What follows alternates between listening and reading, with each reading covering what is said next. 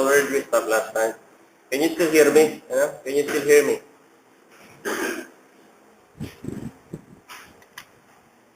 So we are through with executive department. We are through with legislative. So have we started last time judicial?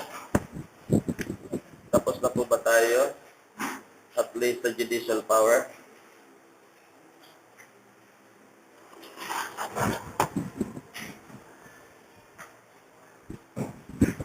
So we have mentioned last time that judicial power is vested in one Supreme Court and all other courts as may be established by law.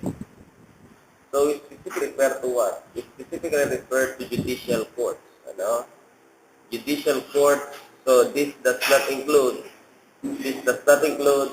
quasi-judicial tribunals and administrative bodies, even they are performing adjudicative functions. So we only refer to judicial courts. Judicial courts close with judicial authority. So we have mentioned also last time that judicial power traditionally only involves determination of justiciable issues. Justiciable issues where which includes actual controversy, actual case, rights which are demandable and somebody has violated his right. So that is the traditional definition of judicial power as provided in the 1973 as well as 1935 Constitution. So under the previous constitutions, there is no way judicial department could take cognizance on political issues, especially if the exercise of the same lies entirely within the discretion of a particular executive officer.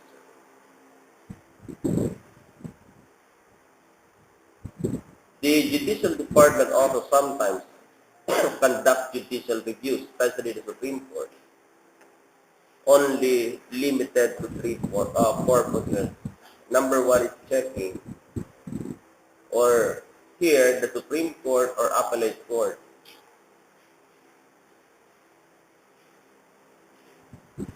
reverses the decision of a lower court. So the purpose of judicial review there is checking. But when the Supreme Court or the Appellate Court affirms the decision of lower court, we call it legitimating. The Supreme Court or the Judicial Department in the exercise of its appellate jurisdiction legitimates what? Legitimates action of a lower court. So we call it legitimating. However, sometimes we have already said the last time that the court will only take cognizance on a particular issue if there is actual case or actual controversy. However, there are instances where, notwithstanding the fact that the issue has already been mooted by the happening of a particular event or by act of a particular executive officer, still the Supreme Court or the Appellate Court went on deciding the case. Why is that so? In that particular case, the Judicial Department or the Appellate Court performs what? Its symbolic function of educating members of the bar and members of the bench. Especially if the issue involved is of transcendental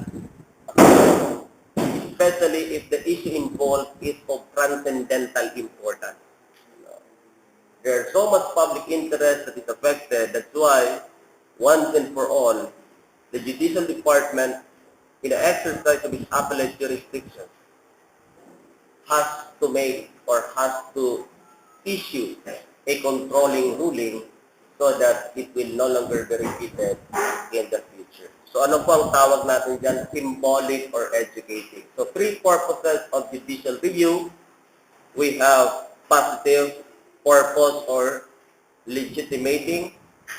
Second, we have the negative, and that is checking. And thirdly, we have symbolic and educating.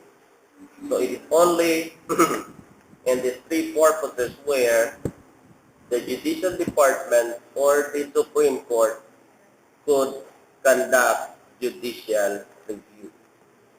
We have also settled last time that although we are referring to judicial department, mainit po, paki-open man, Mr. Mainit kasi, na lang natin.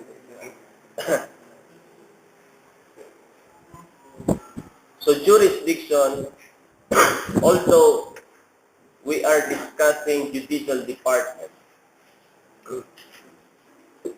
but with respect to jurisdiction of our courts, we have already settled last time that the jurisdiction over cases is provided by the Congress.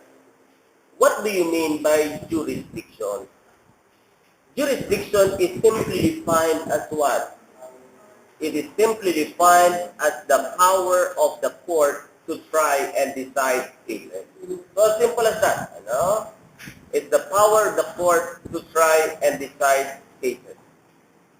And who determines jurisdiction of courts over cases? As to what are those cases which may be tried by our courts of justice? We have already said the last time. It's the Congress. That's why we have the Judiciary Reorganization Act of 1980 or Batas Pambansa bilang 129. This is the law coming from Congress that sets the jurisdiction of our court. But I also would like to emphasize, we should only limit ourselves on Judiciary Reorganization Act of 1980. Okay? Only provides for jurisdiction over cases of courts other than the Supreme Court. Okay? So from Court of Appeal, we have the Court of Tax Appeals and Bigan Bayan. We have the regional trial courts and you have the municipal trial court. So following the principle of hierarchy of court, it's Congress that determines jurisdiction of this court. And if Congress said that it should be filed before the municipal trial court, there is no way that the same can be filed before the regional trial court. Of course, the law also provides for some exceptions, like for example, so sino po ang nagdidetermina kung sino ang may jurisdiction sa kaso? It's Congress. That is why we know that the penalty for libel, libel is a felony defined and penalized by the revised penal code. You know what libel is? The penalty for libel does not exceed 6 years. Diba? It does not exceed 6 years. So if we will be following, supposed to be the what? The Judicial Reorganization Act of 1980, it should have been filed before the municipal trial court. Okay? But the revised penal code, which is also a substantive law, has provided that the same should be filed before the proper regional trial court. So since it's the law also that provides as to where this particular case should be filed, then that should be followed. Kaya ang libel, file po sa RTC dahil there is an express provision sa revised penal code that it should be filed before the proper court of first instance. Now, your regional trial court. Or like for example, violation of 9262 or violence against women and their children. There are cases under Vowsy law that impose a penalty which do not exceed 6 years. Like, halimbawa, slight physical injury lang naman na commit, ang penalty po niyan, mataas-taas pero hindi nag-i-exceed ng 6 years. So saan dapat sana i-file? It should have been filed before the municipal trial court. But there is a provision in the Vowsy law that what? That the same has to be filed before the proper family court. And sino po ang family court natin? the proper regional trial court. So kung ano ang sinasabi sa law, yun po ang ating babasehan. Or like for example, you know the Human Security Act, di ba? Yung anti-terrorism law. Sino ang special court na pig-designate ng law to try terrorism cases? Hindi po ang Supreme Court, hindi po ang Regional Trial Court, hindi po ang Municipal Trial Court, but it is specifically designated what? The Court of Appeals to be the special court to try violation of the Human Security Act. So should we follow that? Yes, because that is provided by law, and according to the Constitution, it's the legislative department that provides for the jurisdiction of court over cases. So take note, ano? So you check that Human Security Act. Ano? Akala nyo RTC pwedeng i-file. Akala nyo Supreme Court pwedeng i-file. Hindi. Because the Court of Appeals is designated as a special court in order to try this kind of cases. So, the provision of the provision of the Constitution as regards jurisdiction only refers to jurisdiction over cases. Because sinasabi ko nga po sa inyo baga, meron din tayong jurisdiction over the person and meron din tayong jurisdiction over the subject. Meron pa nga tayong tinatawag na criminal jurisdiction. Anong ibig sabihin po niyan? Anong ibig sabihin po niyan? Like for example, the case is for recovery of ownership over a particular real property. I-check mo, saan ko ito ipa-file? Okay? I-check nyo yung assessed value. What is the assessed value of the property? Supposing the assessed value is 50,000 pesos, i-determine na under the Judicial Reorganization Act, i-determine mo kung sino ang korteng may jurisdiction. Ipa-file ko ito sa RTC. So that is jurisdiction over the subject matter. Kaya ang tanong naman ngayon, saan ko ito ipa-file? Saan RTC ko ito ipa-file? Ano? Sino ang may jurisdiction doon sa subject ng kaso doon sa property? Diba? Narito ito sa Naga or naroon sa Calabanga. So saan ko ito ipa-file? I have to file it before RTC Calabanga. Okay? So kuha na natin ang jurisdiction over the subject matter. Magsisimula na ba ang kaso? Hindi pa. Anong sunod na gagawin ng korte? Mag-i-issue ng summons. Ano? That is also a way of acquiring jurisdiction over the person of the defendant. Diba? Sabi nga natin, pag sinabing summons, that is one way of informing the defendant that there is a case filed against him and he has to answer within a period provided for him to answer. Kaya nga sinasabi ko sa inyo ngayon, di ba, in our previous meeting, na pag naka-receive kayo ng summons at mayroong period na po-provide, huwag na po kayong dalawang isip na magkonsulta sa abogado dahil meron pong kaukulang konsekwensya if in case hindi po kayo makasagot. So you are given 10 days or you are given 15 days within which to file your answer. Otherwise, ano nga ang magiging resulta? You can be declared as in default. Diba? And if you are declared as in default, pwede po kayong hindi na i-allow na mag-present ng evidence. Take note. So we are only referring to jurisdiction over cases. Dito po sa provision ng Section 2 of your article. Section 9. Members of the Supreme Court and judges of lower court shall be appointed by President from at least 3 nominees prepared by the Judicial and Bar Council, and for every vacancy, such appointment need no confirmation. From whom? Need no confirmation from the Commission on Appointment. Ano po ang nakalagay dito? Hindi po ang Commission on Appointment ang nagdidetermina whether or not this particular applicant may be appointed as member of the judiciary. But it's the what?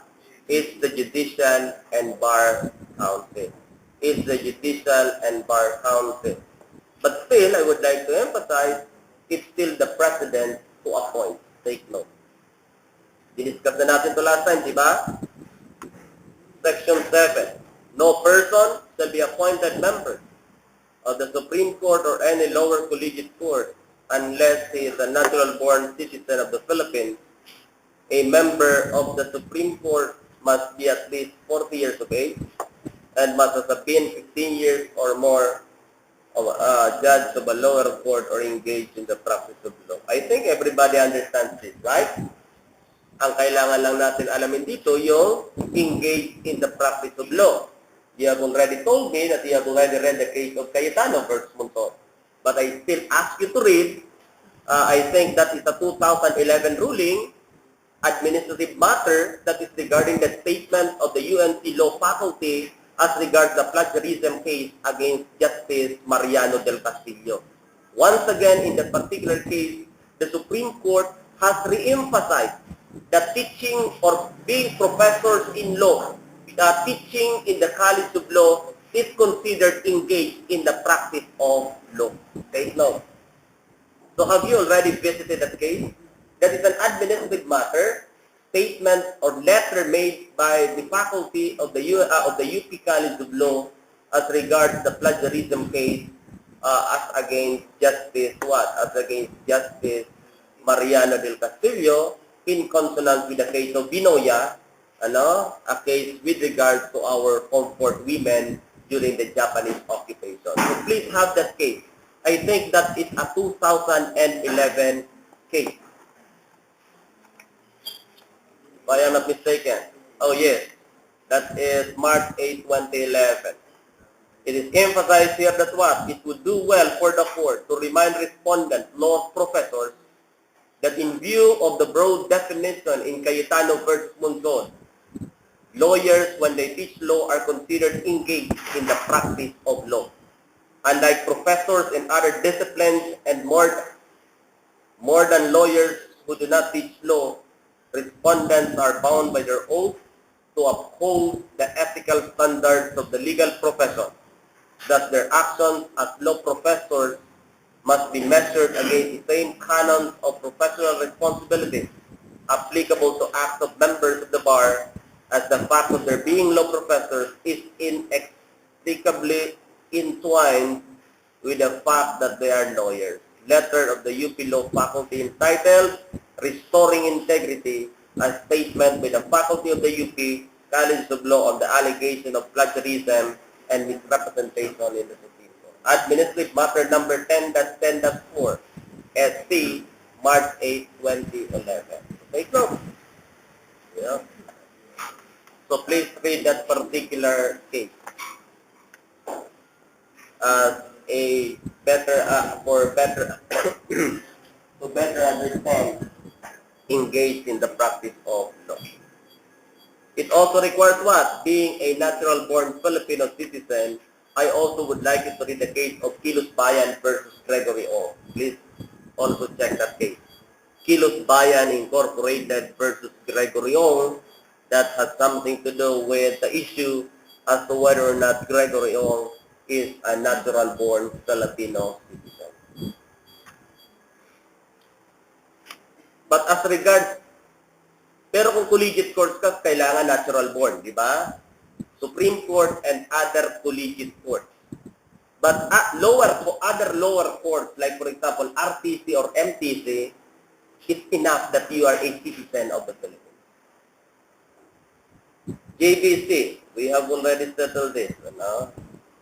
Composed of what? Or take note. Composed of the Chief Justice as ex-officio chairman, the Secretary of Justice, a representative of Congress as ex-officio members, representative of the IBP, professor of law, retired member of the Supreme Court, and a representative of the private sector. I want you to read the case regarding the issue. I think that's the case of the late Frank Chavez, questioning also the representation of Congress on in the JPC, because there are two representatives, one from the House of Representatives and one from the Senate. So that is the case filed by former Solicitor General Frank Chavez. So please read that case, because there was already a ruling that since the Constitution says a member of Congress, so it speaks of what? Singularity. Meaning to say, there should only be one representative from Congress in the Judicial and Bar Council. Please check that case for purposes of your examination. It was filed by Chavez, Frank Chavez. And also, we have mentioned last time also that there are members of the Judicial and Bar Council that require confirmation from the Commission on Appointment. They are the regular members. Diba? Regular members should go through the scrutiny of the Commission on Appointment. The function is what? Principal function of recommending appointees to the judiciary. It may exercise as other functions and duties that the Supreme Court may assign. I also would like to re-emphasize with you the case of what? The case of De Castro versus the Judicial and Bar Council for purposes of understanding this provision of the Constitution. Let's go on.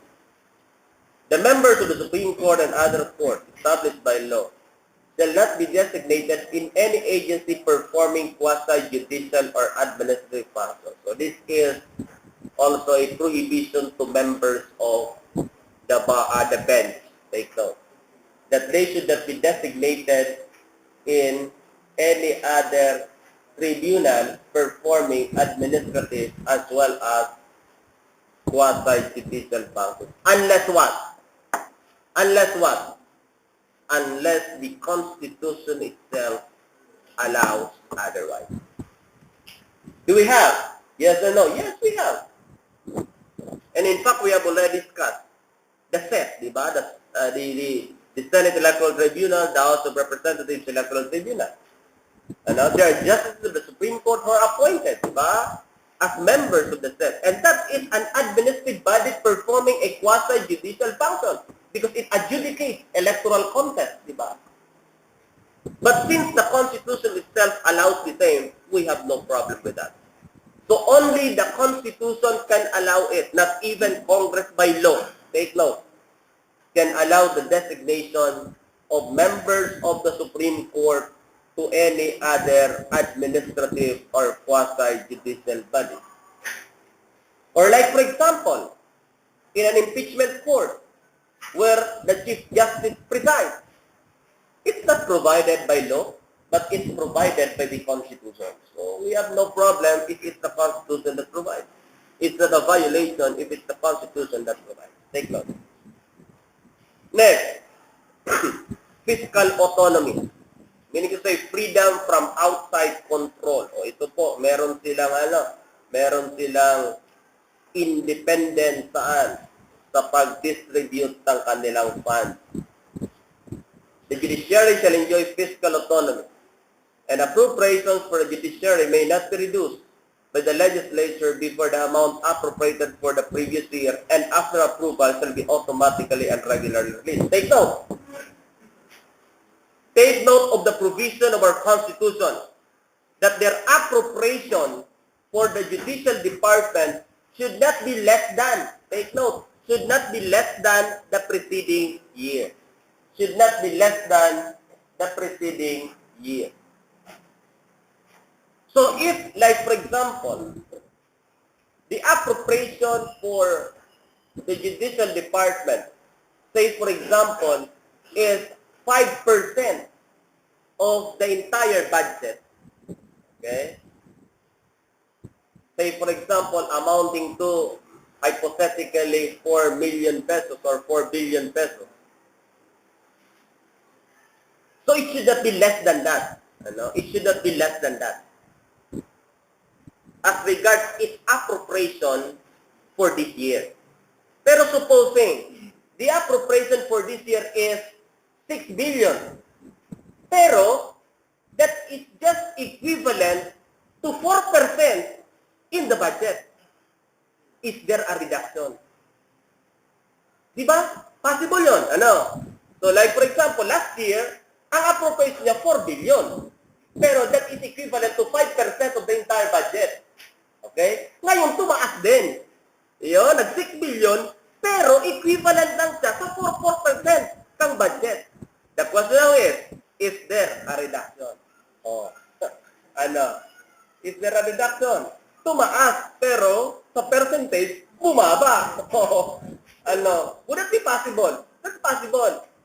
I would like to emphasize, class, according to Justice Carpio, up to this time, that remains a constitutional. Up to this time, that remains a constitutional issue, so we have just to check the figure. How much? If that is exceeding, then there is no violation. If that is less than, then that is a violation. So take note. Please read the case also, and it shall be automatically and regularly released. Dingson versus Trilon. Sino pa, aside from the Supreme Court, ano pang mga ahensya ng gobyerno ang nag-i-enjoy ng fiscal autonomy? We have the Constitutional Commission, the COA, the COMELEC, the Civil Service Commission. Sino pa? Also the Office of the Ombudsman. They enjoy what? They enjoy fiscal autonomy. Just read the case. Section 4. The Supreme Court shall be composed of Chief Justice and 14 Associate Justices. It may sit en banc or in its discretion in division of 5, 3, and 7. Any vacancy shall be filled within 90 days from the occurrence thereof. Take note,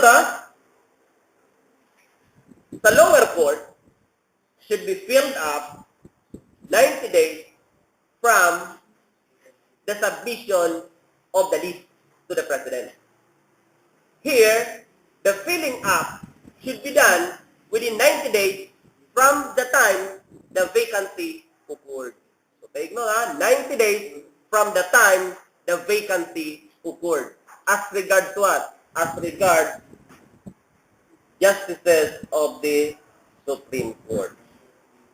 So, klaro po yan, Chief Justice and 14 Associate Justices. So, can this be increased? Cannot. Otherwise, meron po tayong constitutional violation. If you be asked in the bar examination, what are those cases which may be taken cognizance with by the Supreme Court sitting en banc? And that is very, very possible question in your bar examination. If you be asked, 5, 7. Oh, anong sasabihin nindo? Tulo-tulo man lang baga ngayon, sir. Or 4-4. Cite na 3, then repeat. To make it. Cite na 4, then repeat the 3 to make it 7.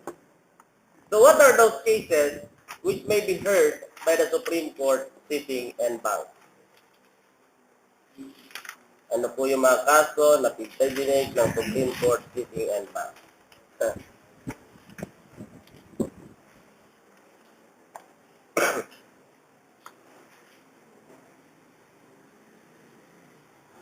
And when we say en banc, what does it mean? All membership? Yes or no? Yes, as much as possible. But supposing they are not all, do you think they could still make en banc resolution? Yes or no? Yes. For as long as it constitutes a quorum. Ano? Quorum. Ilan? 8. Ano? 8. May quorum na yan. Tapos, kailangan pa ba? Dapat ang 8 should be unanimous in the resolution? No. At least the majority. So, majority of 8 is 5. So, that could already be considered an en banc ruling. But what are those cases that may be tried by the Supreme Court en banc? Your petition to take the 2000 and ano kayo magtitake ng bar? 2017 bar examination. That is an en banc case. Ano? En banc case po yan. And the resolution to admit you, ano, in the practice of law is also an en banc proceeding. Ang proceeding pati niyan sa PICC, ano, all members of the court. Tatanungin kayo dyan. Any opposition? Of course, you will not oppose, di ba? Anyway, by 2018, you will also experience that. Okay? Ano yung mga in-bank cases? Number one, cases in which the constitutionality or validity of any treaty, international or executive agreement, law, executive order, presidential decree, proclamation, order, instruction, ordinance, or regulation is in question. Isa-isay muna po natin. Two, because there are actually one. How many? 1, 2, 3, 4, 5, 6, 7, 8, 9, 10, 11, 12, 13, 14, 15. Oh, 7 lang hinihingi sa inyo. And you have 15 cases which may be heard and marked. Second, criminal cases in which the appeal decision imposes death penalty or reclusion perpetua. Take note. We discuss natin ito one by one. Letter C, cases involving novel questions of law. Cases affecting ambassadors, other public ministers, and consuls. Take note, Supreme Court po yan, and banks. What else? Cases involving decisions, resolutions, and orders of the Civil Service Commission, COMELEC, and COA, and bank po yan. Cases where the penalty recommended or imposed is the dismissal of a judge, disbarment of a lawyer, suspension of any of them for a period of more than a year, or a fine exceeding 40,000 pesos, and bank po yan.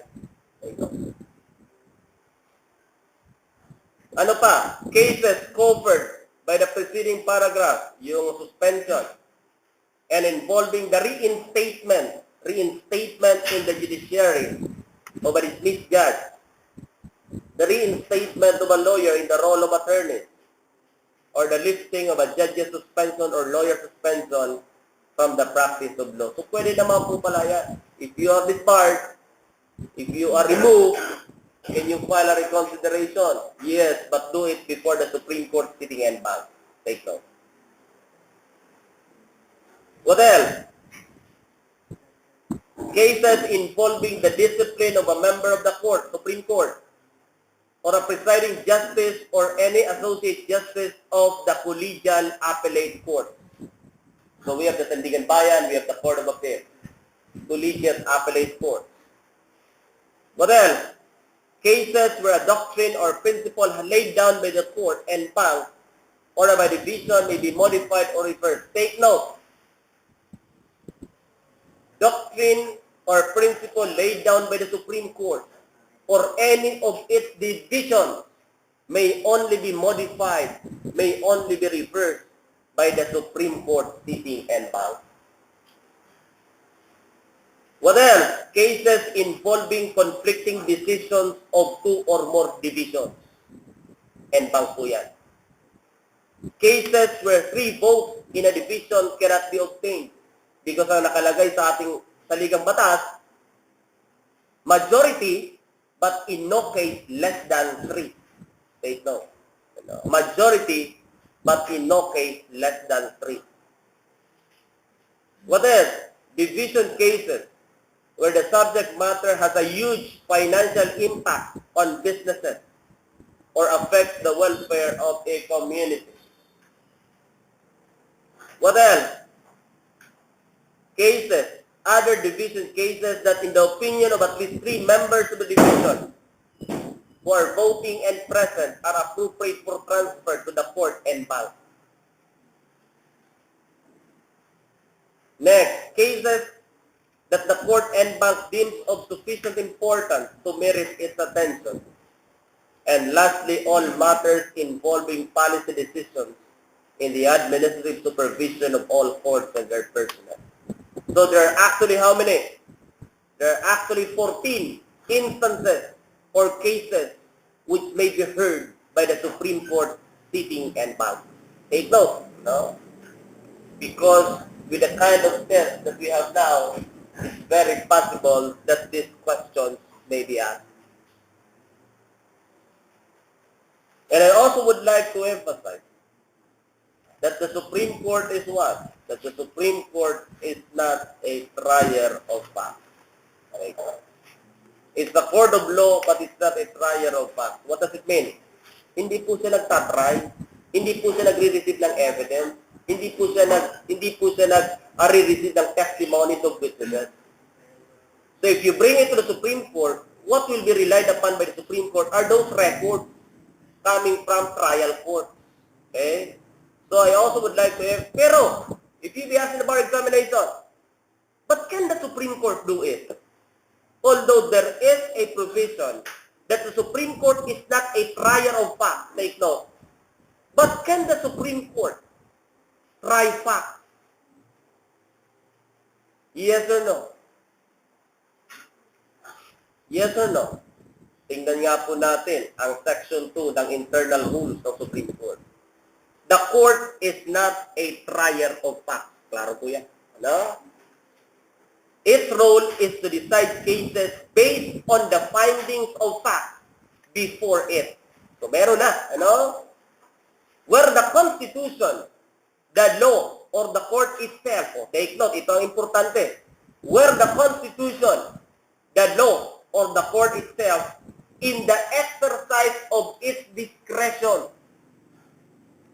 decides to receive evidence, the reception of evidence may be delegated to a member of the court, to either the clerk of court or one of the division's clerk court, or to one of the appellate courts or its justices, who shall submit to the court a report and recommendation on the basis of the evidence. So can the Supreme Court receive evidence? Yes or no? Yes, pero i-delegate niyan saan? Clerk of court ng Korte Suprema, reception of the same, or clerk of court of any of its divisions. Okay? So take note. Pwede po yan in its discretion. Can the court give advisory opinion?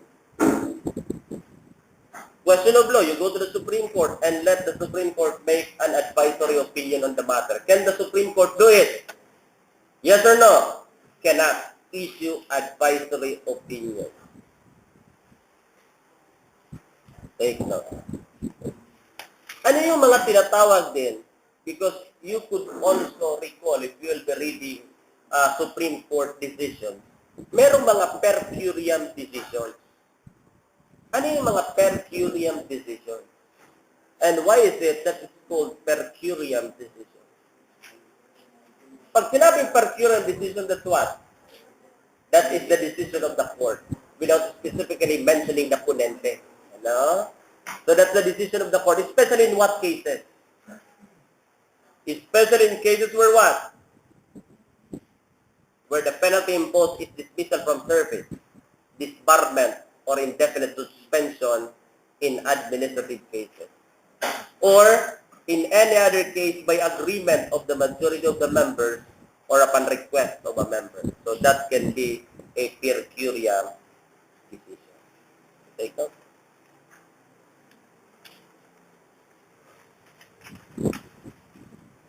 Okay.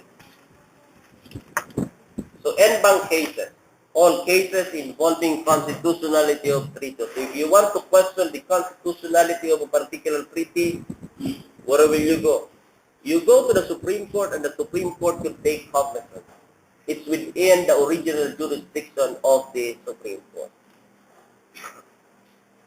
Pero ito, ang i-underline nyo ito, shall be decided with the concurrence of a majority of the members who actually took part in the deliberation on the issues in the case and voted thereon.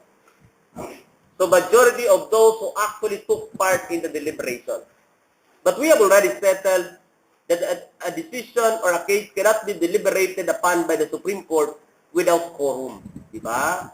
So i-check muna ang quorum. Supposing walo-walo lang dumating. Okay ba yun? Okay. So majority of the quorum can already constitute a what? An en banc decision. Take note. Can already constitute an en banc decision. How about division cases? Cases or matters heard by the division shall be decided or resolved. All other cases other than this en banc. Take note. shall be brought where? Shall be brought before the Supreme Court in division. Okay? Shall be brought before the Supreme Court division.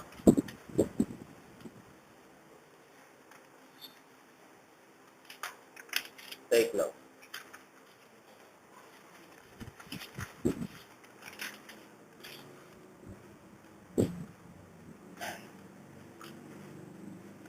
The Supreme Court has composed of how many divisions? We have first division, second division, and third division. Take note. The first division is composed of the Chief Justice, the fourth in the seniority as working chairperson, and the seventh in the seniority, the 10th in the seniority, and the 13th in the seniority. That composed the first division. So, tatlong naman po ang division ng Supreme Court. The second division is the what? Second in the seniority as chairperson. So, ang first division, ang chairman niyan, Chief Justice. Ano? Second division, second in the seniority as chairperson. Then fifth in the seniority, then 8th in seniority, 11th in seniority, and 14th in seniority. Then we have third division, third in seniority as the chairperson. Okay? So take note. Saan mo yan sa nakit-kit? You check your internet, internal rules of the Supreme Court. Find it out. Internal rules of the Supreme Court.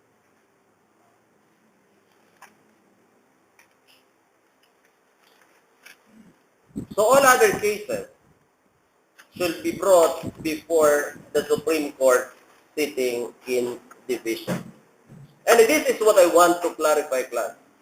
Whether it be an en banc decision or a division decision, take note, it does not change the fact that that is a Supreme Court decision.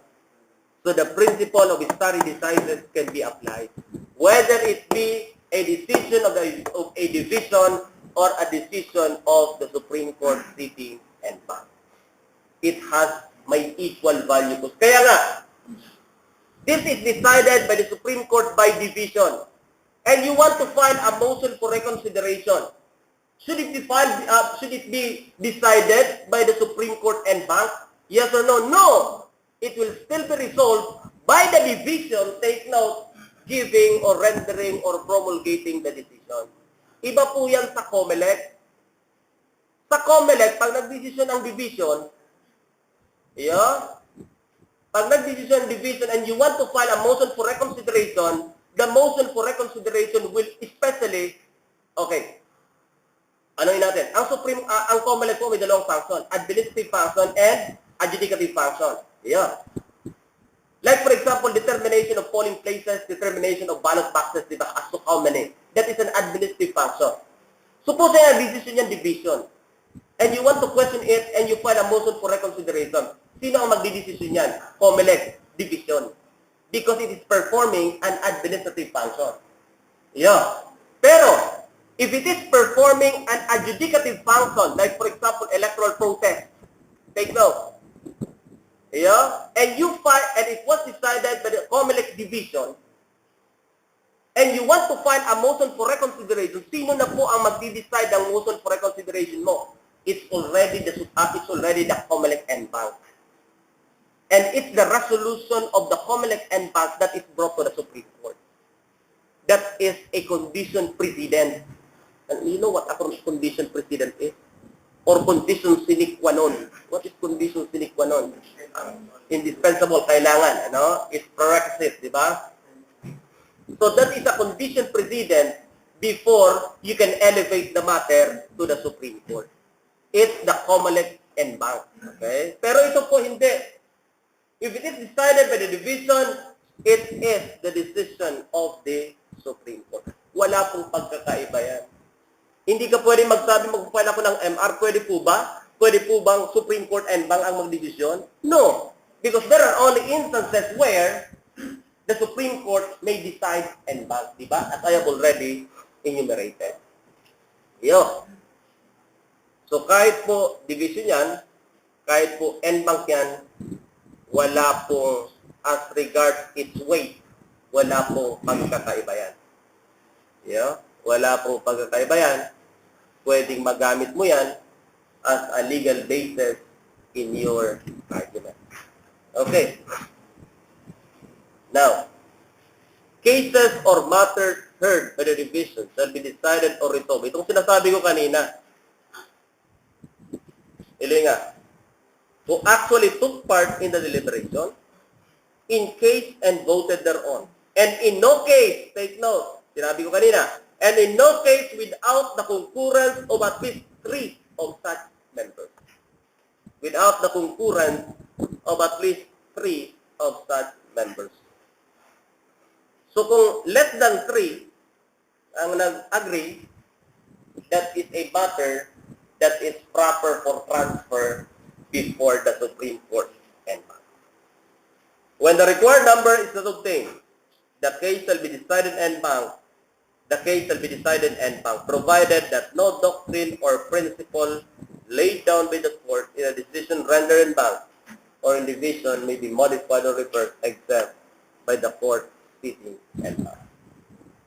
So pag dinesisyonan niya ng division, prinsipyong iyan, or doktrinang iyan, it can only be modified by the Supreme Court en banc. In fact, if I am not mistaken, I have given you already the case of Mr. Garcia. Mr. Garcia, yung sa AFP, AFP, Garcia. Yung sa AFP, yung controller ng AFP, who was charged together with his wife and children, if I am not mistaken, was charged with before the Sandigan Bayan for anti-graft and corrupt practices, violations of the anti-graft and corrupt practices. Okay. The state filed a petition for the issuance of writ of sequestration to sequester his property pending determination of his case. The Sandigan Bayan required the state to post a ban. Mag-ban ka nga yan. But there is a ruling, there is a Supreme Court decision that the state is exempted from posting a ban because it is presumed to be solvent. Yeah. So no need to post a ban.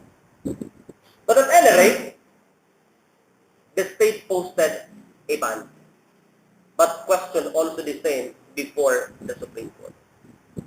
Because the decision of the Sandigan Bayan said the state still has to post a ban.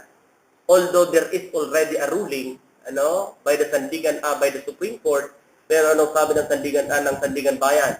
This ruling is already what? This should already be revisited once again by the Supreme Court.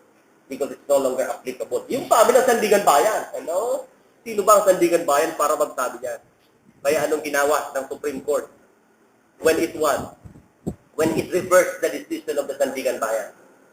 It castigated the what? It castigated the Sandigan Bayan. Wala kang karapatan na magsabi. Wala kang karapatan magsabi na hindi na dapat yan i-apply. Kahit very old ruling yan. For as long as the same has not yet been reversed, that is been modified by the Supreme Court sitting en banc, take note. That remains a controlling jurisprudence, that remains a controlling principle, that remains a controlling doctrine. No matter how aged, take note, it may already be. So, ganun po yun. Because of this provision, na makakapabago lang po yan, makaka-reverse lang yan, sino? Supreme Court sitting en banc. Did you get the point? Ganun lang po yun. You read that case. You just check, you have your internet, di ba? It's already easy access on your part. You check the case of William.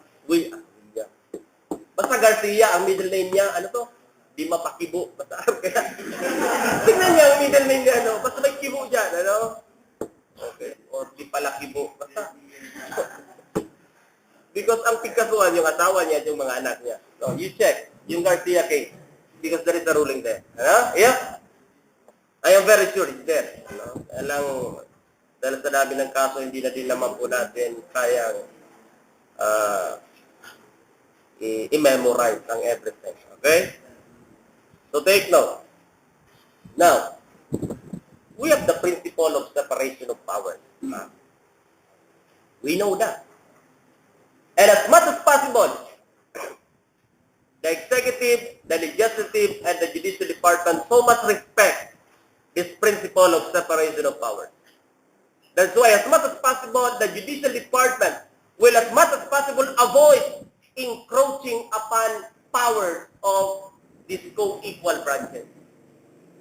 Ayaw niya. Kaya sabi ko nga sa inyo, the Supreme Court frowns upon issue of constitutionality. Pupunta sa Supreme Court, papadeklara ang batas na yan unconstitutional. Ayaw niya ng Supreme Court, ayaw niya ng Judicial Department. Bakit? Respecting the principle of separation of powers. Because the enactment of this law has also followed a tedious process of law enactment. So we have to respect that. So if it can avoid deciding upon constitutional issue, it will do so. Kung makakahanap siya ng paraan para maiwasan niya na desisyonan ang constitutional issue ng batas na yan, gagawin niya ng Supreme Court. That's what I tell you, because respecting the principle of separation of powers. Because all laws, take note, all laws, this is the doctrine, all laws enjoy the presumption of constitutionality. Lahat sila presume constitutional. Kaya nga, sinabi ko sa inyo, I think can be found in this particular case, the case of Sandueta, di ba?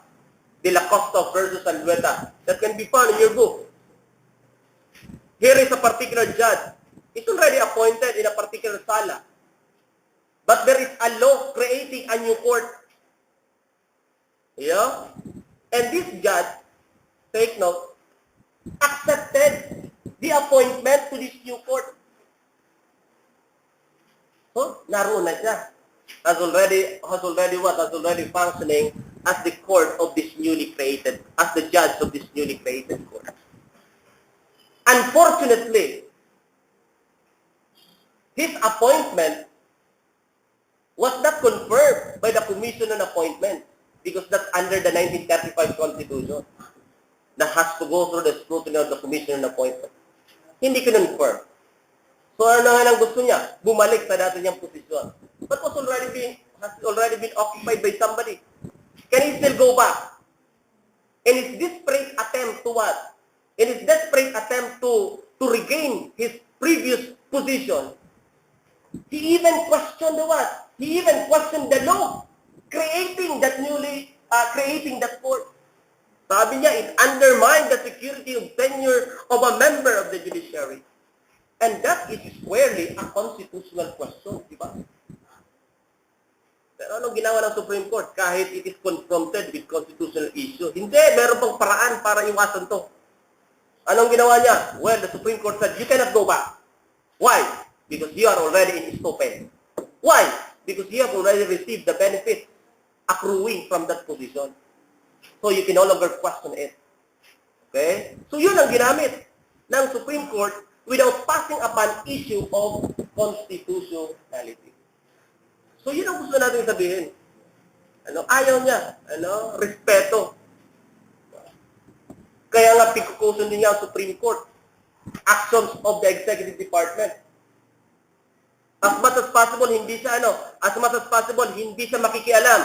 Unless what? Unless there is grave abuse of discretion.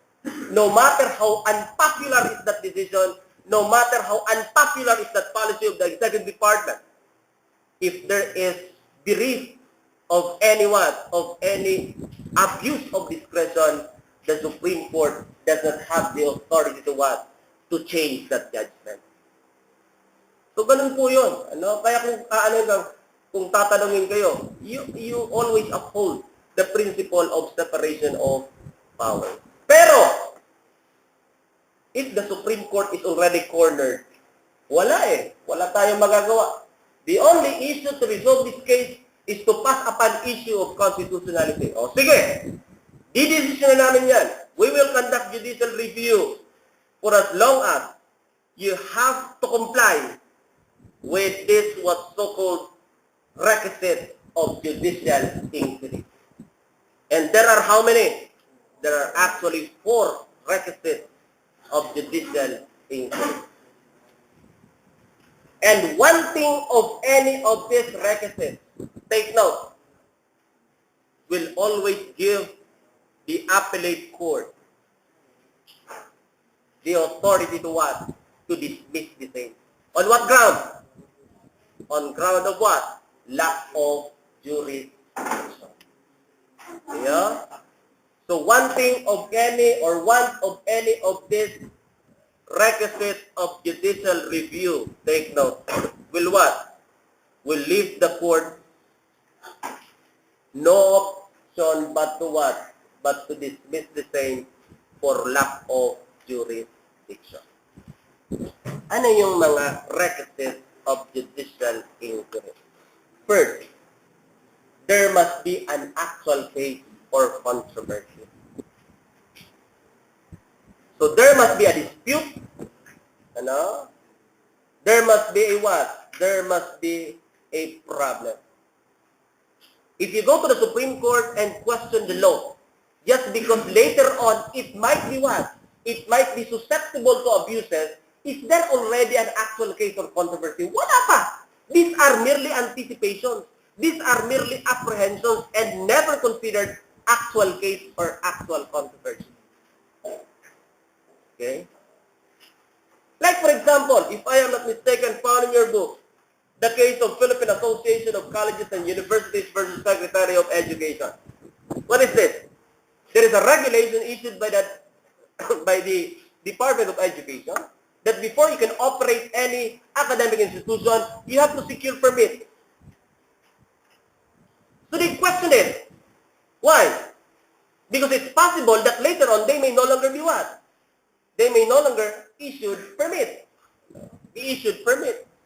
So these are merely anticipations. There is never an actual controversy. Therefore, the Supreme Court has what? The Supreme Court dismissed the same. Especially so that what? Especially so that they have already given permit. So ano pa man ang issue dyan? Ano pa man ang issue dyan? Ito pa.